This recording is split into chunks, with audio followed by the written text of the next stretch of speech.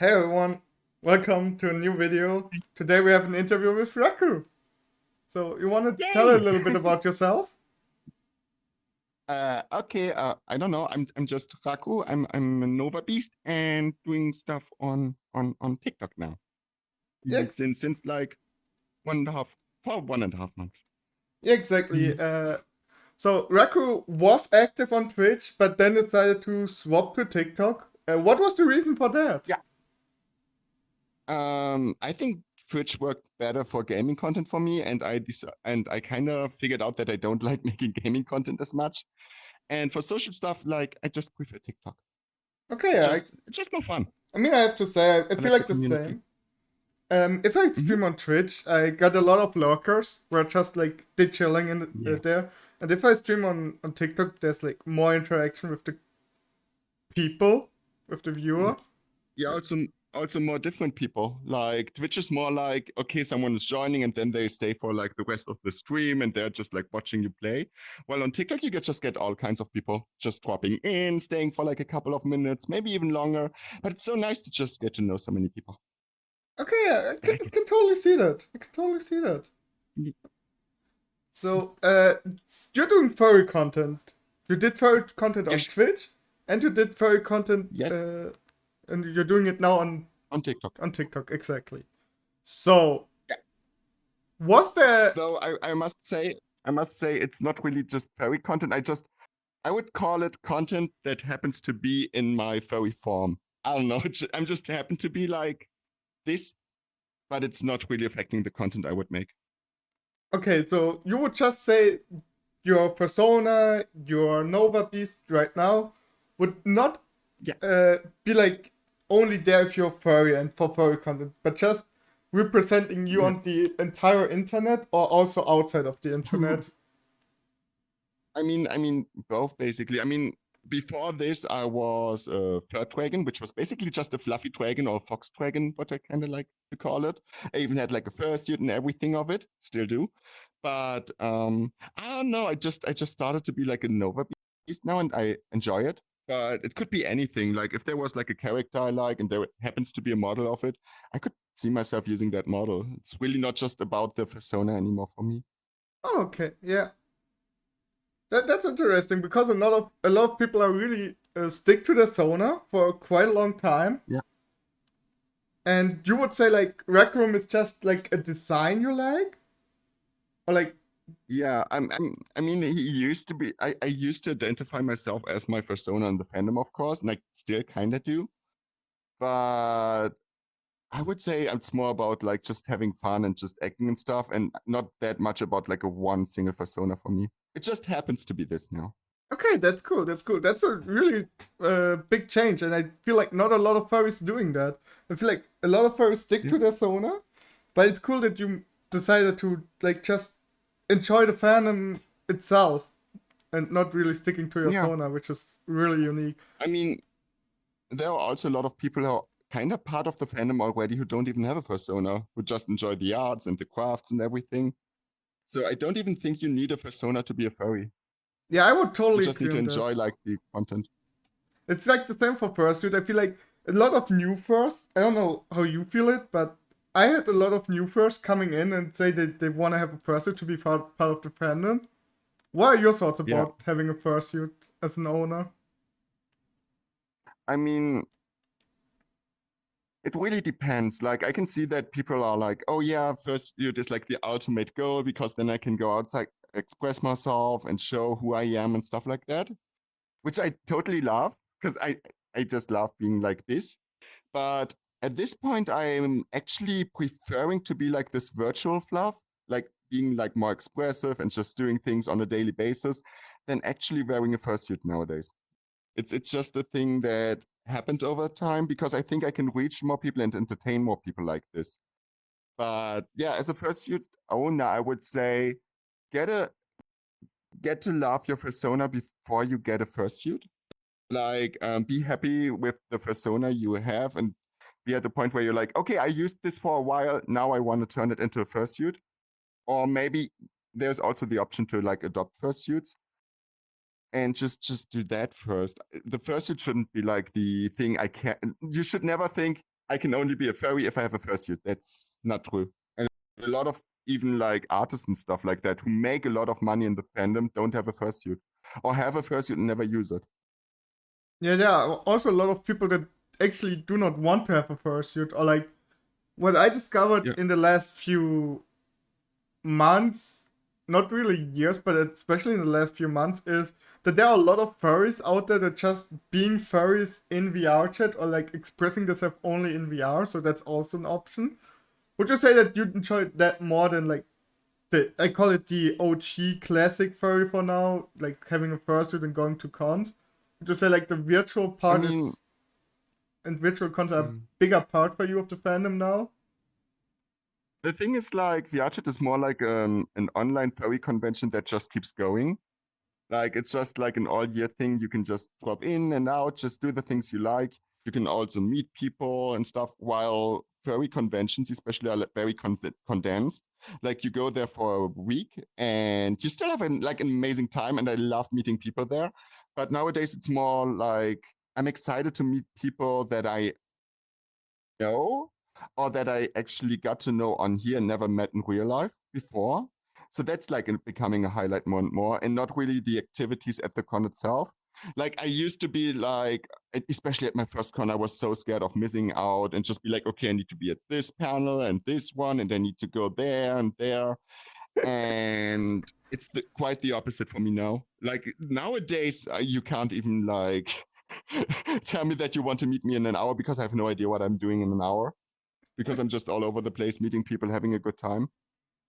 Yeah, I can totally feel that. Like my first Porycon was just like so overblamed with, oh, I like this panel. I want to see this and Yeah. that. It's the best tip you can, the best advice you can give any new fur that going to their first convention.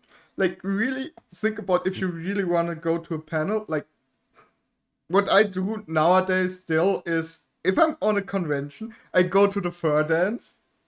They are always fun. I love the dance competitions. They're also amazing. And the rest of the time, I'm mostly chilling Yeah. with people. Exactly. I mean, just meeting people and having a great time is part of the experience. I would say it's like a major part of it.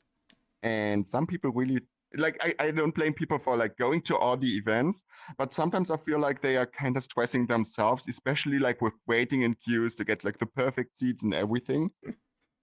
You're just I don't know, that's just not me anymore. I'm just like enjoying myself, having a good time. And yeah, that's also like a place where of course a fursuit would help. But also depending on the fursuit, it can get really in your way if you're socializing. Like it's really nice to be like in fursuit and having a good time, hugging people, entertaining them. But if you really just want to spend time like with one person, like one-on-one, talking, stuff like that, then I think it's like kind of getting in the way again. But for like all this stuff of just going around, meeting people, having a good time, going somewhere and stuff, it's amazing. I would always Hmm? recommend it, but like, yeah. Yeah, so it has its up and down like everything. Yeah.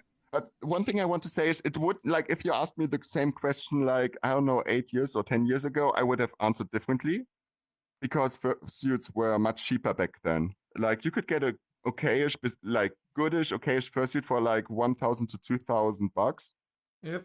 and nowadays it's a bit more.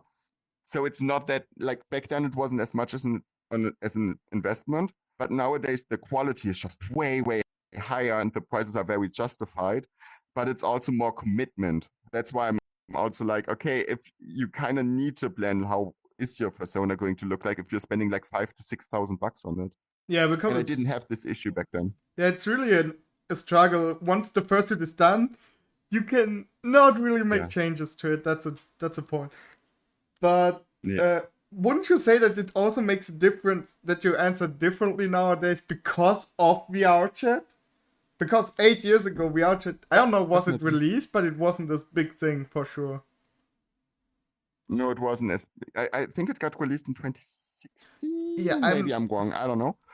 Could be. same. I have no clue right now. Yeah, I think especially due to like the Corona stuff, I just call it like this. It just shifted a lot. Like a lot of the fandom shifted virtually, but there are also way more people at conventions now because of it. That started as vrchat first, or like people on TikTok who just enjoyed the content on here. So it's just shifting, and I like that. Yeah, I mean, the furry fandom is evolving as everything else, but I would like go back to the roots. So, why did you become a furry? What was dragging you into the fandom back then?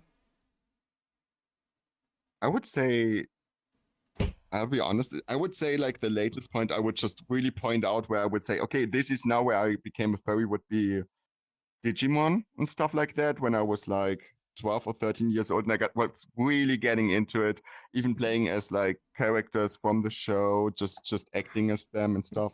I really enjoyed that. And I really enjoyed the art aspect of the fandom. Like how creative everyone was, like all the drawings and like the amazing visuals and stuff. Like art was a very, very big part of it.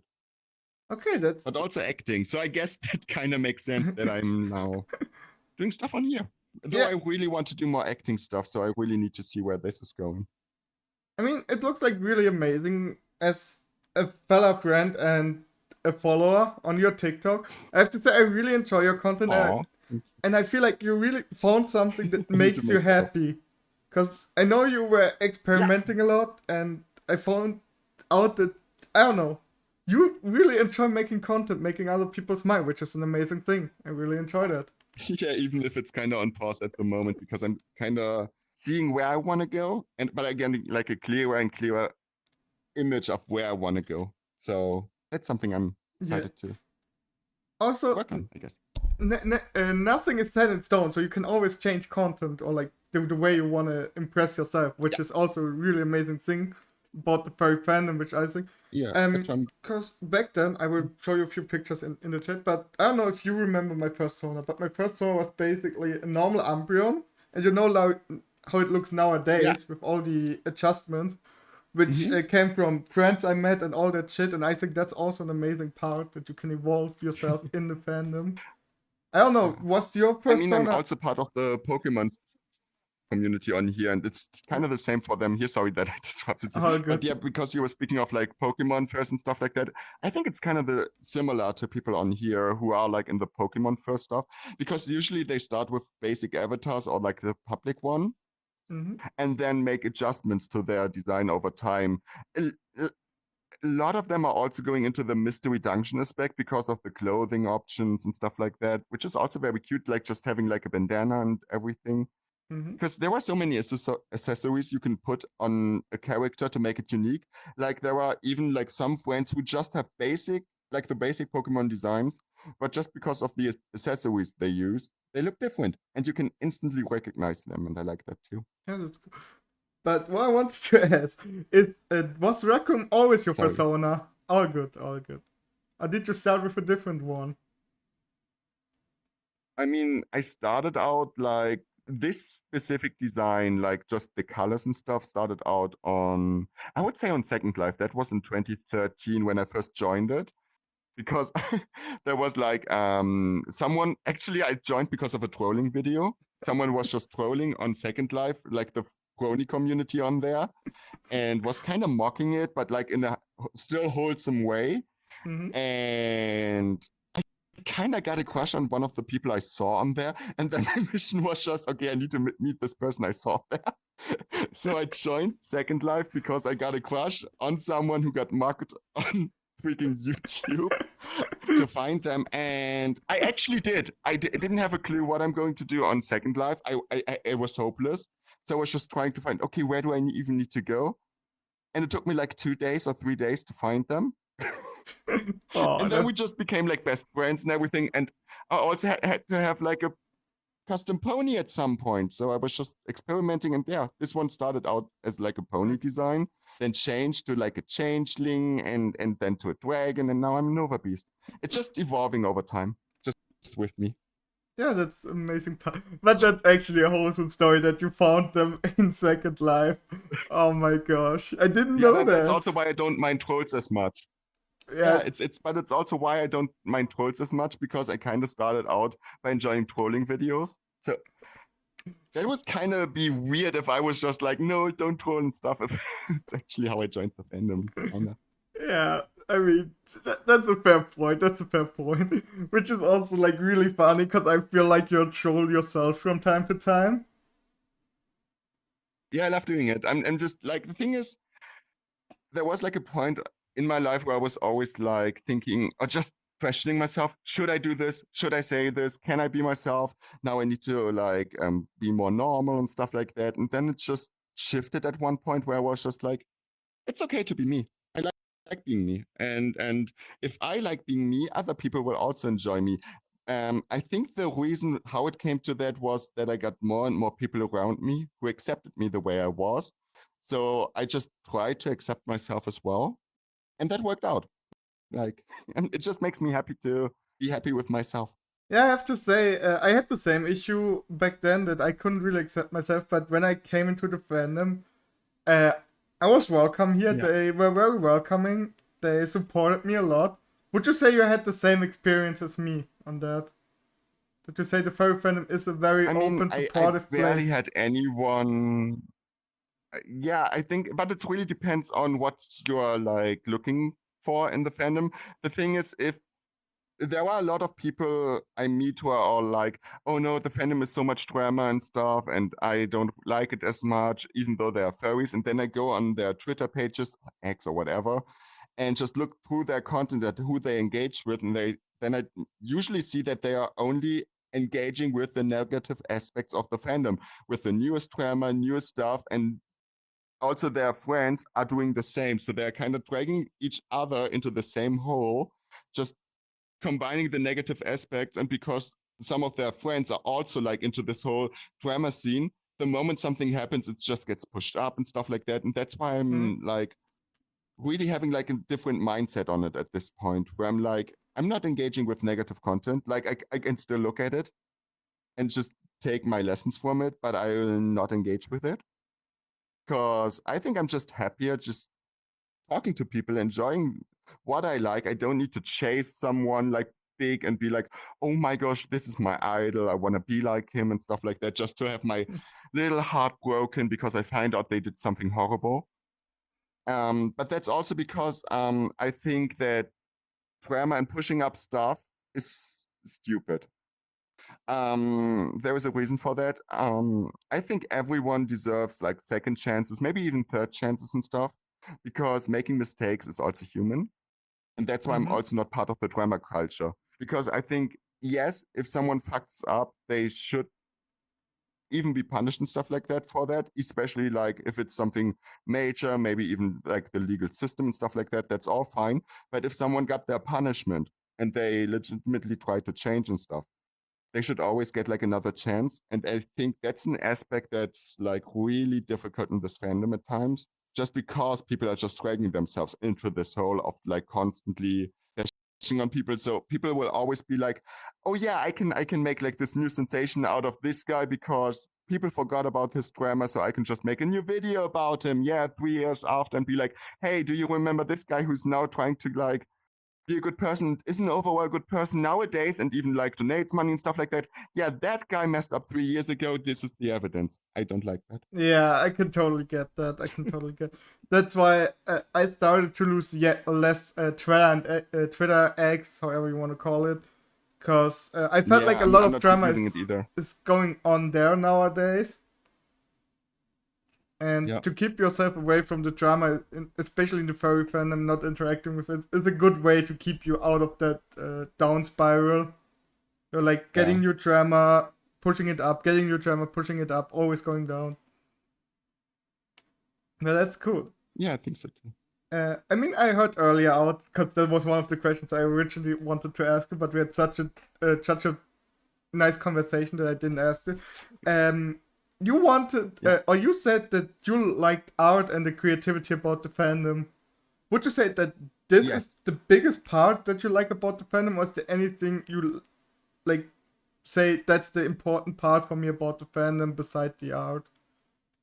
Is it like really the art, the creativity?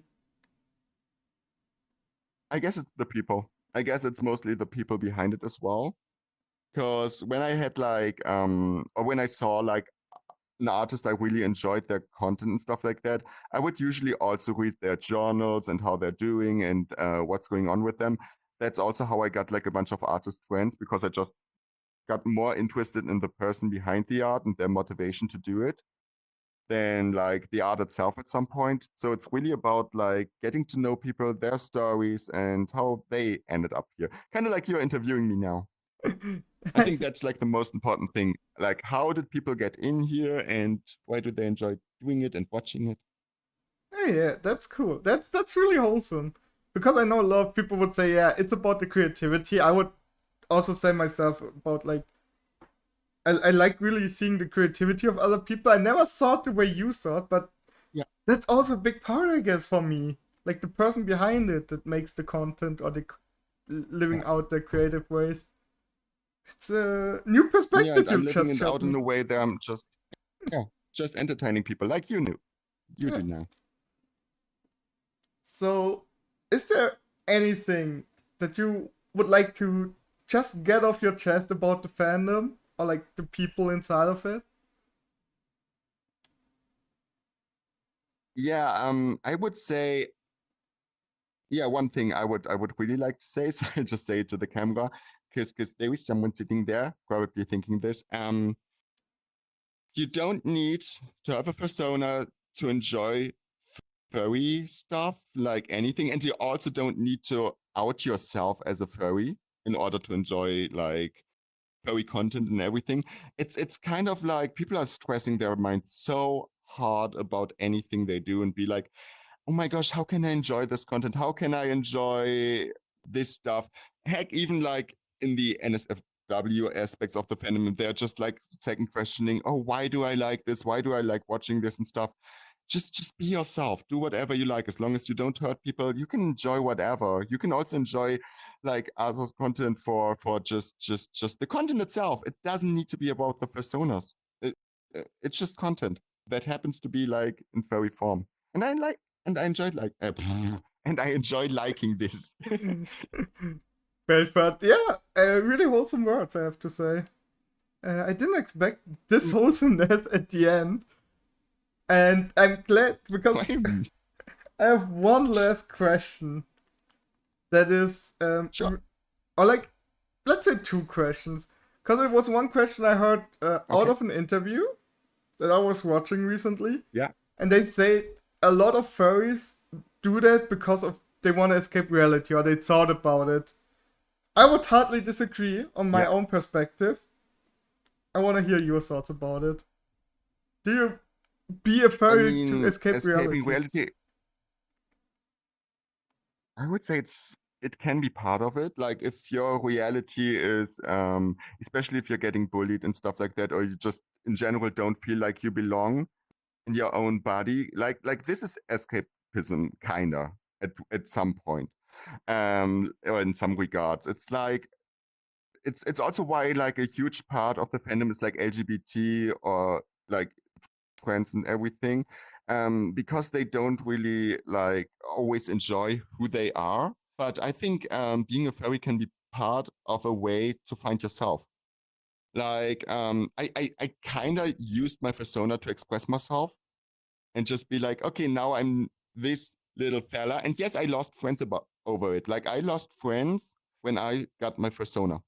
I did. But the thing is, I'm actually at a point where I say I'm happy I lost them because they were not friends to at the beginning. Because I enjoyed like back then playing League of Legends with them and we had good times and everything.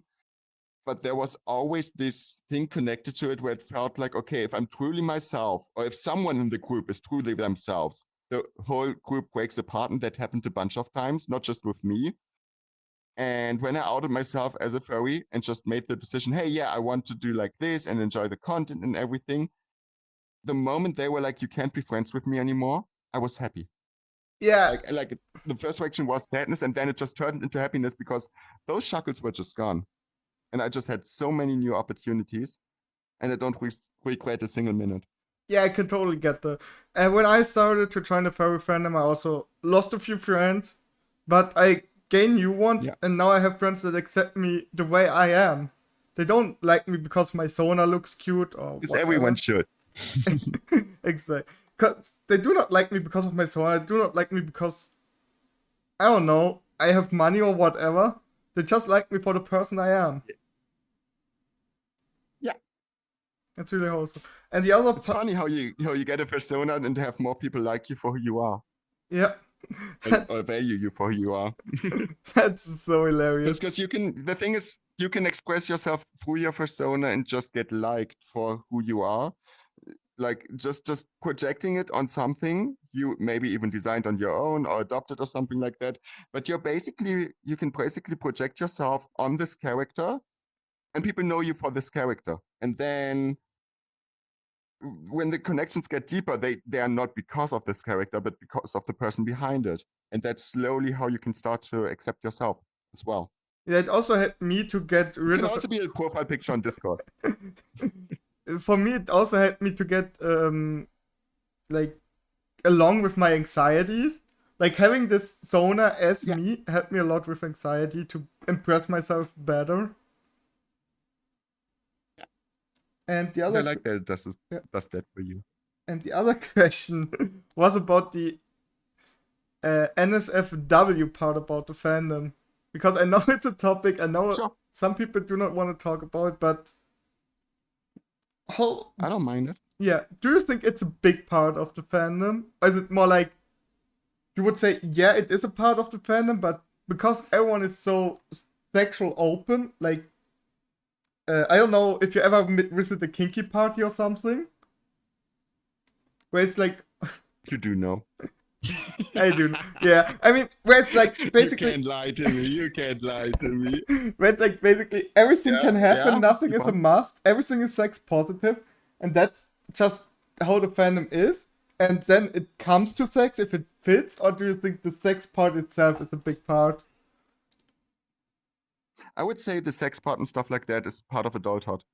And just starting to accept yourself. That's why I would also say, like, especially since it's also like a very LGBTQ plus driven fandom, there is just this part of it where it's just like not just acceptance for who you are, but also like your sexual interests and stuff like that. You can basically be yourself, experiment and stuff, and people are supportive of that. It doesn't mean that everyone does it. No, it's like a part of the fandom, but it's not the whole fandom. Like vrchat is just a part of the fandom. Not everyone likes it. Oh my gosh, there are so many people, like even like fursuiters, who don't like this type of content. They're just like, that's just stupid. That's virtual. This is not reality. I have my fursuit, or like even not even a fursuit, like drawings and stuff like that. They are part of the furry fandom. There is not just this one furry fandom. It's just like a broader thing of interest that just centers around these characters. And yeah, there is of course this NSFW stuff going on. Some people do it openly. Some people are like full on only NSFW, and you can barely find any SFW stuff about them. And good for them. If they enjoy it, sure. There were others who like split it and be like, okay, my overall persona or persona is just like SFW, I'm wholesome and stuff, and then they keep the NSFW sides to themselves or their friends and stuff. Also a good thing. It's just a part of the fandom. It's just there, and I wouldn't make such a deal about it. The thing is, most of the things happen in like private rooms anyway. Yep. And I mean, your parents did NSFW stuff in order to make you. So there's at least something that already happened in the past, even if you don't like to think about that. That was the best answer. Just saying. Yeah, it's true, but that was the best answer I ever heard. Like, your parents did something. NSFW. I mean, it's just part of life. Like, this is basically nature. It's the point of nature. It's reproduction and stuff. Yeah. And I'm already countering reproduction. Yeah, I love it. I love that part as well. I think it's like very cool that so many people are open about it in the fandom.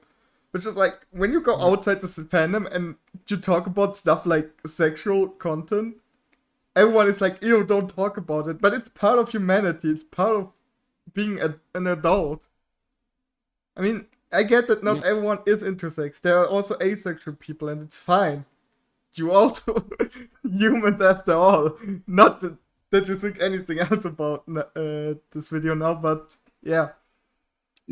It's a part. No, the thing is, like, there was always a time and place for everything, like Professor Oak said. Exactly, and I just love the sex open thing. Like, if you go to specific parties, that's also like everything can happen, but there's not a must. And that's no matter if it's furry content, if it's like normies, if it's like whatever. There are also Yeah. kinky parties that are not the furry fandom, and they sometimes can be more sexual than actually furry kinky parties. Yeah. It's just a part of adulthood. Exactly. That's what I say. Like, not for everyone, but it's also easier for like, especially like the queer community and stuff like that, because you basically can't get pregnant and stuff like that. And in like a lot of cases in the fandom, it's just a thing that doesn't happen if you do stuff like the way they do, because a lot of the stuff is still, especially like gay driven, I would say. Yeah. So it's way easier. It's way more casual. Like I'll be open. I'm pansexual, and I also did stuff with women. And the thing is, it's more casual for me to like do stuff with guys in that regard, because there is just this one thing, and it can happen, it can't happen. And the thing is, there were no like major consequences in the regard of, oh, I need to pay child support or something like that in that regard. So Yeah. that's also something less to think about. That's a fair point. And especially since you can see who's comfortable with it, it's also different. Like you can just look up like who's in the NSFW chats, who has after dark accounts, who is open to like this aspect, and then you can talk about it with them. That's harder to do with people you meet in real life, maybe like just some people at a bar.